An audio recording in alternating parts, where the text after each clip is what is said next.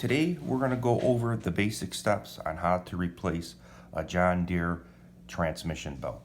The first thing you're going to want to do is grab a good cup of coffee and watch my video on how to remove the rear fender assembly.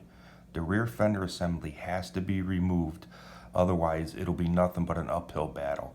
It takes about 2 to 3 minutes to remove it. There's 6 bolts total. Watch my video and come on back. Okay, now that you've watched my video, the first steps we're going to take is I have an exploded diagram here with all the parts on here. This particular diagram is for a John Deere 325, 335, and 345. The first thing I did was I took my belt assembly and I cut the belt. Got it out of there so I can easily work on all this. The next thing is I removed this sheave, and this sheave here. I recommend just replacing them and renewing them. You probably have 1,000 hours, maybe 1,500 hours on your tractor.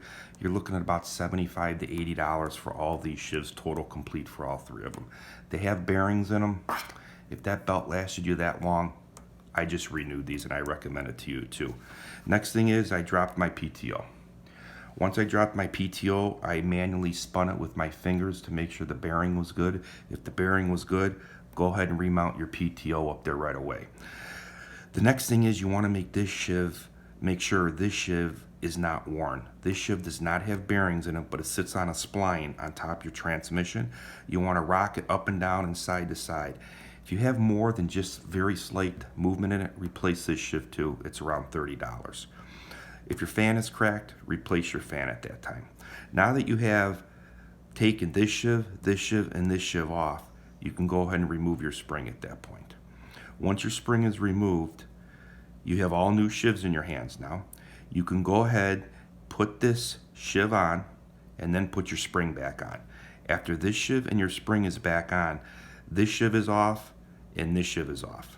Go ahead and work your belt around, okay? Once you get it back here, the belt is not just gonna slip on. You need to start it and turn it slowly until it snaps on. So once that is on, you have 2 remaining sheaves to put on. This one and this one. You're gonna wanna put this one on next. After that one's on, you put your keeper on. Make sure the keeper sits up against her so the belt don't pop off.